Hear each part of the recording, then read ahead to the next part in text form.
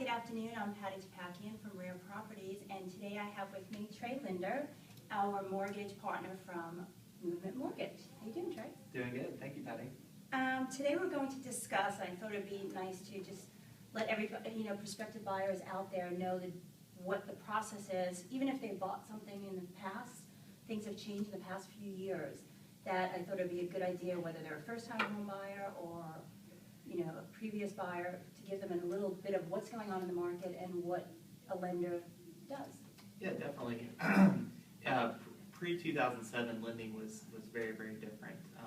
So anything after 2007, the guidelines and things have changed quite a bit. At Movement Mortgage, we have something called our process that we work with our clients. And is that different than other companies? It is very different. Most banks do have some sort of process. We actually have ours written out in a form that we actually send out to our clients. Most banks won't have something like that. And now Trey's also, we have him on our website with your company. Mm-hmm. Is this something accessible on the website, or is this something that I know I've given it out to at open houses or anything like that, but can they access this information on Yes, also? this form is actually up on our website on the first page, so it's very accessible to any of our clients.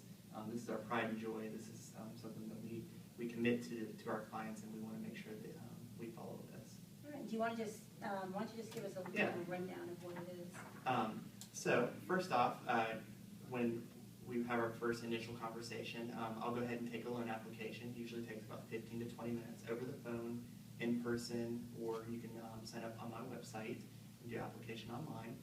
Once I get that application, I'll go ahead and pull your credit, and I will look at your debt to income and tell you what you qualify for. Once you pick out a house, I'll issue the items needed to start the loan process.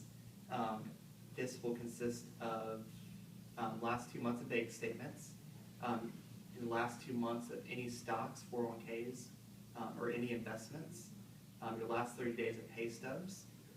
If you're retired, we'll need your awards letter for retirement, Social Security income, disability income, or any other Social Security that you received.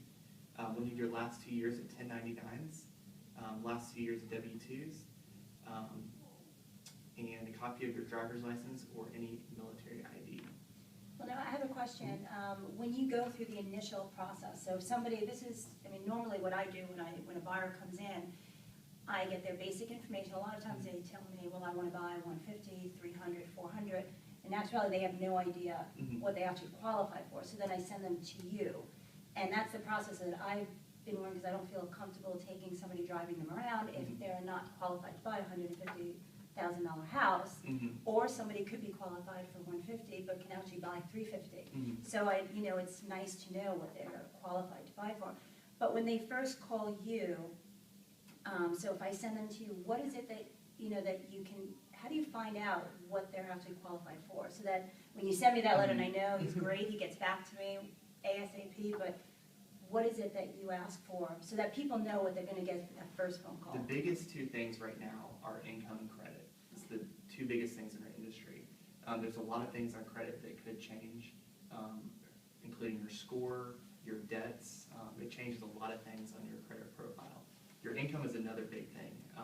A lot of people have straight W-2 income. Some people use estate accounts for income. Some people are retired and they have Social Security income. So income is a huge thing right now. Okay. Being able to verify everything and see where it's coming from, that's definitely an important part. And having those two things together allows me to give you a pre-qualification for any of your clients. I do have I've had this issue come up recently with investment properties. So I have people that have investment properties, and that is income for them, but can they actually count that for income? Because I know sometimes they have vacancies, sometimes they don't. So when I have these clients that do come to me for information, they want to either refinance or they want to do something, I send them over to you. Does that qualify them? Can they use that income? For rental income, you have to have it consistent for 1 year, and it has to be proven to the underwriter. That could be 12 months worth of canceled checks. You can see it on your bank statements, a contract, anything of the sort like that. Okay, Trey, why don't you give them some of your contact information so they can get in touch with you? Okay. Yeah, my name is Trey Linder, Linder. My email address is Trey, Trey.Linder, Linder, movementmortgage.com. And you can also apply on my website at movementmortgage.com/trey.linder. And my phone number is 919-535-4712. Again, I'm Patty Tapakian from Rare Properties. Have a wonderful day, and if you need to get in touch with us, please don't hesitate to call 919-576-0345.